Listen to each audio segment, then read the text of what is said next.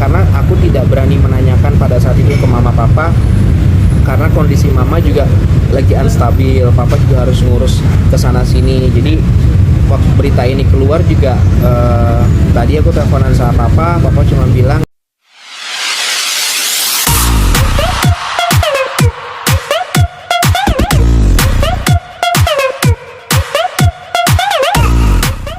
Tiga bawang dulu ya. Ada. hari ini aku ketemu sama teman-teman semua. Sebenarnya podcast sama Kak Ferdi Elemen tuh aku cuma sharing aja, maksudnya awalnya tuh ketemu ngobrol, terus akhirnya banyak pertanyaan, akhirnya Kang Ferdi nanya kenapa sih selama ini tuh nggak keluar, kenapa? Ya. Kayaknya aku nggak mungkin harus bohong lagi, maksudnya alasan ini, alasan itu, alasan ini. Jadi akhirnya aku cerita gini loh keadaannya, bahwa selama ini terutama di 2010 aku mengalami memang kejadian yang cukup kurang menyenangkan, terutama di keluarga aku. Jadi aku mengalami bangkrut lah ya, finansial, sampai aku akhirnya harus berpindah kehidupan dari yang tadinya aku bilangnya dunia fantasi, sampai akhirnya aku bisa menjalani kehidupan yang sebelumnya nggak pernah terpikir sama aku bahwa aku bakal ada di titik itu. Jadi aku sebenarnya berat, jujur aku berat banget sharing tentang hal ini karena ini cukup aku tutupin hampir 12 tahun lamanya gitu. Dan aku nggak mau juga membuka ini sebenarnya untuk seperti mencari sensasi atau mengkasihani. Jujur aku nih wawancara gini juga aku masih bingung karena aku nggak terbiasa untuk membahas tentang profil aku atau keluarga ya gitu. Jadi itu yang aku jalanin 2010 sampai detik ini. Aku masih jadi anak yang berjuang sampai terakhir mama meninggal 3 tahun. Aku masih susah payah untuk ngobatin, dan sekarang masih tinggal di kos untuk berjuang. Tapi malu sebenarnya, aku malu sebenarnya cerita gini, sumpah aku malu, maksudnya karena mungkin teman-teman tahu lah bahwa aku selalu kalau ketemu teman-teman selalu mencoba untuk menjadi everything is gonna be okay gitu, maksudnya pengen selalu berbagi. Tapi aku terharu sih, maksudnya teman-teman sampai datang ke sini, maksudnya terima cerita aku ini dan masih mau interview aku, dan ya itulah keadaan aku sekarang. Mas, yang penyebabnya Mas? Bisa diceritakan sedikit Mas? Ya, jadi 2010 tepatnya kalau aku boleh cerita, kita ngalamin satu kejadian yang valid dalam bisnis. Tapi ada faktor yang aku juga nggak bisa tutupin. Jadi di rumah tuh pernah kejadian bola api jatuh, terus pajangan di rumahku tuh tiba-tiba runtuh tanpa sebab sampai belingnya tuh kayak pasir-pasir. Terus mama sempat mengalami ya nggak inget siapapun, keluar dari kamar mandi tanpa busana, sampai tidur di bawah di samping rel kereta api sama papa. Jadi itu udah dialamin. Tapi sekali lagi aku maaf nggak mau masuk ke dalam hal yang bisnis atau menyalahkan siapapun. Terus akhirnya kerugian bisnis sampai semalam tuh bisa 12 miliar. Mungkin kalau orang-orang yang mengalami juga pada saat itu berpartneran sama papa atau mamaku, mungkin mereka tahu lah ceritanya. Tapi kembali lagi bahwa itu yang menyebabkan berpindahnya dari kehidupan dunia fantasi, tiba-tiba aku menjalani kehidupan yang dimana aku sewa rumah itu kalau nggak salah 500.000. Terus aku di situ sama mama papa, adikku bersama di rumah temennya diungsikan, kakakku ngejalanin kerjaannya. Terus aku dapat kontrak dari Parahayu 2010 dikasih uang 5 juta sama Parahayu. Terus aku habis itu tinggal di rumah DJ Sumantri. Aku ngikut sama dia. Tiba-tiba aku ditawarin lagu untuk bikin lagu Sarini. Kalau yang telah memilih aku dibayar 15 juta.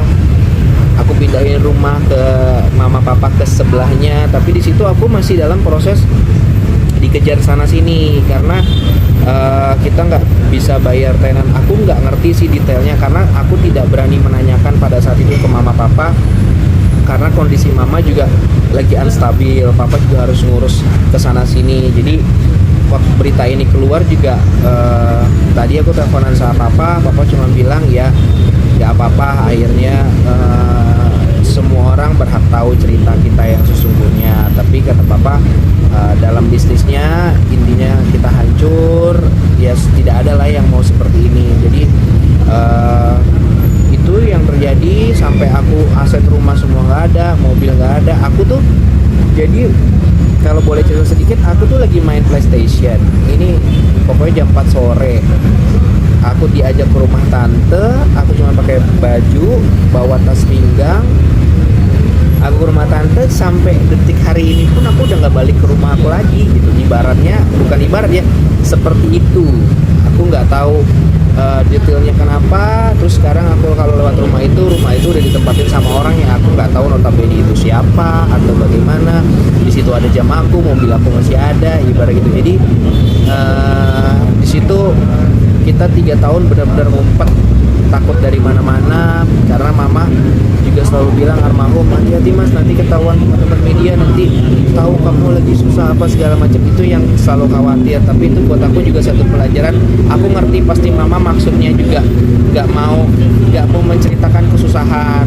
Banyak juga teman-teman yang bilang bahwa kenapa nggak cerita dari dulu. Dan sebenarnya nggak ada niat aku untuk menceritakan tentang kehidupan aku dan keluarga aku karena ini kan termasuk dengan apa ya, rahasia atau aib keluarga ya yang dan aku juga berkarya di industri. Buat teman-teman tahu, aku nggak pernah mau jual tentang cerita seperti ini. Jadi akhirnya pas kemarin di podcast ya kejadian seperti ini, bangkrut bisnis. Aku dalam keadaan yang aku nggak mau nyebut aku susah. Aku sekarang sudah beranjak lebih baik. Alhamdulillah awal tahun ini aku sudah dapat 2 kerjaan nyanyi kemarin, walaupun budgetnya masih ya biasa buat yang penting aku bisa survive. Terus berapa tahun ini juga aku lumayan more survive dibanding 2010, 11, 12, 13 itu bener-bener aku yang luar biasa. Waktu aku bikinin lagu Sehari ini juga aku ikut preskon sama teman-teman, aku bisa senyum-senyum padahal di rumah tuh lagi dikejar orang, lagi apa segala macam ya. Pilotnya itu rumah disita bank atau jadi nggak ada urusan sama bank. Jadi aku tidak tahu secara detail ya, tapi jadi kita tuh mama tuh adalah salah satu eksibitor. Terus kita di salah satu perusahaan, terus kita bikin pameran, kita pilot. Jadi aku nggak ngerti semenjak kejadian bola api itu tiba-tiba kita bisnis satu malam rugi, kita bisnis ini rugi di dalam eksibitor itu pameran. Jadi nggak tahu kenapa, aku pun bingung. Maksudnya gini, kok bisnis bisa sampai rumah semua habis, mobil semua habis, sampai ibaratnya minus. Nah itu pun sampai sekarang juga masih teka-teki buat aku. Tapi papa mama selalu bilang kita tidak ada urusan sama uang orang atau apa. Jadi mungkin aku nggak ngerti lah, kalau pameran itu kan kita kayak misalnya pameran PRJ, kita kan harus bayar sekian puluh miliar untuk sewa tempat, untuk ini. Tiba-tiba pesertanya udah oke, tiba-tiba peserta nggak bayar ya, kita kan harus menyelesaikan itu. Jadi berapa kali pameran dari mulai 2008, 9, 10 habis, dan benar-benar 2010 itu gone semuanya. Jadi nggak ngerti lah aku itu kenapa. Yang jelas kalau teman-teman yang bisnis pameran mungkin mereka paham lah dengan sistematis yang aku sampaikan ini. Yang biasa di eksibitor pameran mereka pasti paham. Terus menerima kenyataannya seperti apa sih? Apa? Menerima kenyataannya, kita tahu kan dengan situasi lo yang dulu dan sekarang harus. Aku sekarang jujur ya, mungkin kalau aku sekarang cerita jauh lebih better, sudah sangat menerima, untuk diri aku udah sangat menerima keadaan aku sekarang. 2010, 11, 12 tuh aku masih bengong, masih nggak tahu mau ngapain, masih berubah dalam arti kata yang biasa pergi ke mall ganti baju, terus kalau mau nyanyi pakai berlian sekian karat, pakai anting 1 karat, mau antingnya hilang nggak peduli apa segala macam. Tapi tiba-tiba honor pertama aku dapat dari Parahayu sama di Sumantri, aku beli nasi padang sama papa sama pindah rumah, itu kita makan bertiga sampai nangis. Jadi mentalitiku so far sudah more sehat. Justru malah aku sekarang ketakutan lagi ketika cerita ini ke-share ke banyak orang, karena aku takut teman-temanku yang masih WA karena tahu aku orang kaya, aku bagaimana, aku takut mereka nggak nerima aku. Jadi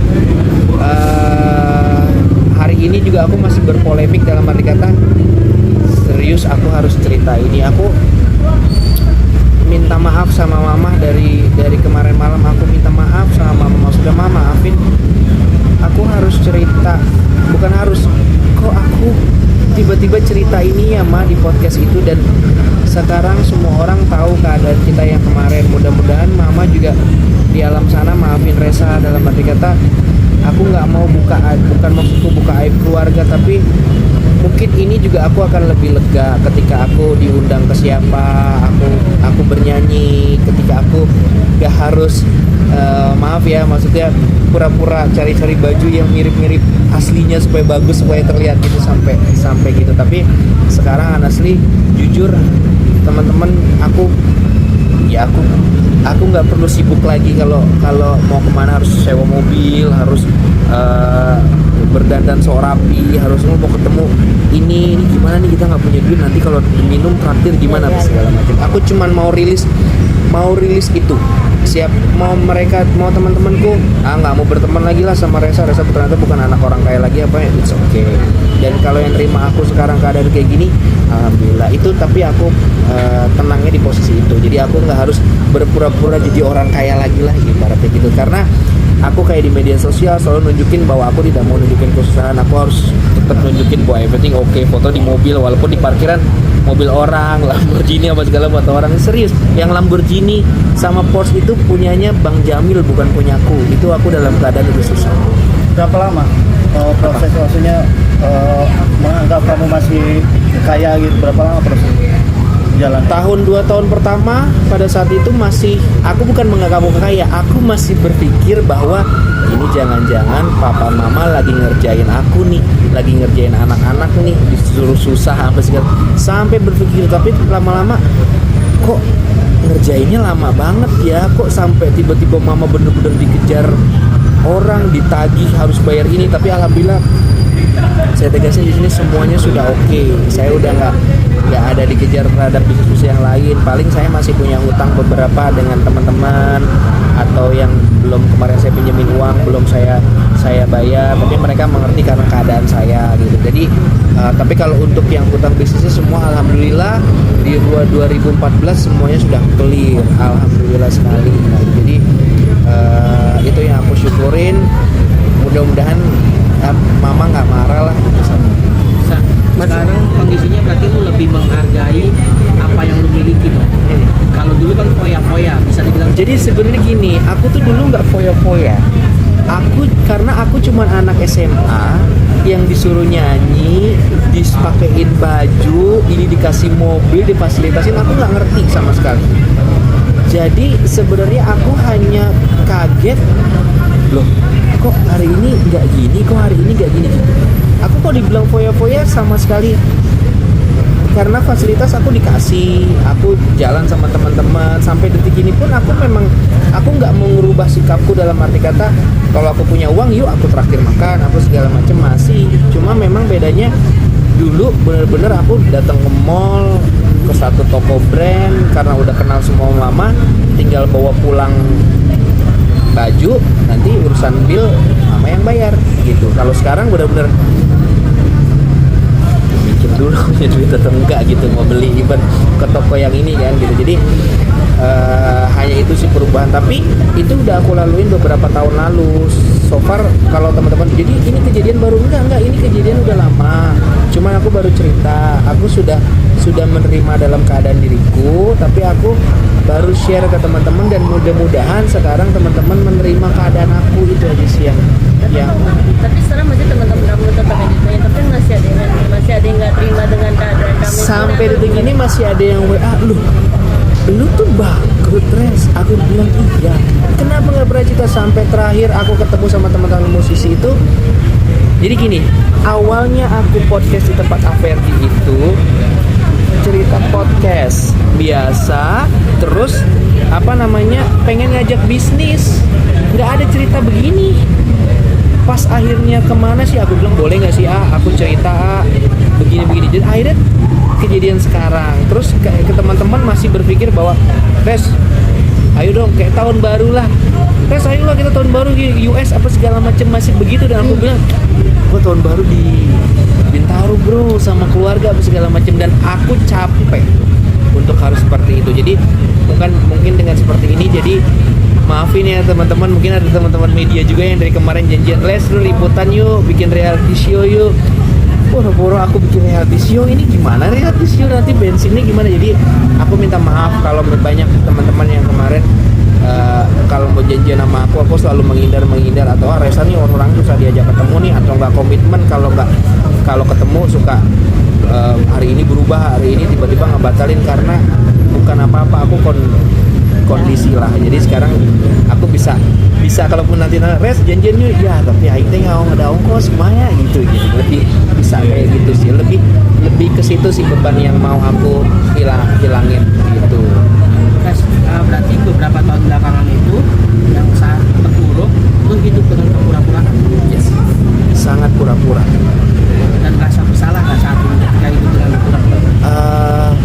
Sangat bersalah buat diriku, sangat membebani buat diriku. Jadi aku memang benar-benar jadi, sebenarnya aku nggak mau ngebohongin siapa-siapa, cuma aku tidak ingin menunjukkan kesusahanku. Jadi aku gimana caranya tetap menampilkan kayak aku nyanyi, aku maaf ya dibayar misalnya 1.000 rupiah gitu, itu aku bisa beli baju, beli ini, beli itu, bisa habis 800 perak gitu, supaya tidak terlihat bahwa keadaan aku gimana, aku tetap pakai dancer dan segala macam. Jadi itu sih, jadi bukan berpura-pura ya, tapi lebih kepada bahwa karena almarhum mama sama keluarga jangan sampai orang tahu. Sampai aku lebaran beberapa tahun lalu jualan di masjid gitu sama adekku, terus kalau ada orang, jangan sampai orang tahu. Kalau ada yang mulai mungkin aku bukan artis yang ngetop banget dalam arti kata, semua kalau ditaruh di masih kayaknya kenal ya ini siapa. Jadi kalau lagi jualan kadang-kadang kita kabur, jangan sampai ketahuan tuh saya lapor, jangan sampai ketahuan media. Itu paling ditakutin sama almarhum mama sangat, padahal kita jualan pisang hijau di masjid Bintaro. Sekarang adikku juga lagi jualan, aku juga lagi mau jualan baju. Jadi mungkin sekarang kalau teman-teman nanti ketemu di mana aku lagi jualan, ya udah tahu ceritanya bahwa rasa susah gitu, bukan lagi sesuatu hal yang loh kok jualan. Itu sebenarnya yang sebenarnya ketakutan dibuat oleh aku dan keluarga sendiri. Mas Reza tadi disebut sempat pinjam uang Raffi Ahmad. Jadi gini, nah ini cerita Raffi Ahmad. Aku sama sekali nggak mau seolah-olah aku kayak gimana atau menompleng lagi Raffi, enggak. Aku cuman seperti di podcast aku cerita, banyak orang-orang yang sudah membantu aku. Salah satunya di momen pada saat malam itu, orang tuaku lagi benar-benar dikejar sama orang sampai mau dilaporin polisi. Aku harus bayar uang 12 juta. Aku punya uang 2 juta. Aku cuma pakai handphone kecil. Di situ ada kontak Raffi sama kontak Yadi Sembako. Akhirnya aku telepon. Pertama aku telepon Yadi Sembako. Ingat banget, aku jam 9 aku telepon Yadi Sembako. Pak Yadi, aku minta tolong dong. Kalau Pak Yadi nggak terlalu deket sama keluarga aku. Kalau Raffi cukup mengenal papa mamaku. Waktu aku ulang tahun launching album, waktu itu Raffi sama almarhum Oga jadi host. Jadi memang mengenal sekali keluarga aku. Sampai Raffi kalau dulu bilang, bro, mudah-mudahan doain ya bro, gue bisa jadi orang kaya, punya mobil kayak gini kayak lo. Itu bener. Papa mamaku juga sangat mengenal Raffi. Sampai akhirnya aku telepon Raffi jam 10 malam, "Fi, bro, boleh nggak gue pinjem duit 5 juta?" Raffi bingung karena Raffi tahu keadaan aku, keadaan keluarga aku, cukup mengenal papa aku. Dia cuma jawab, "Bokap kemana bro? Ada apa bro?" "Enggak bro, gue perlu duit 5 juta, please bantuin gue." Itu 3 kali dia nanya, "Bokap kemana bro?"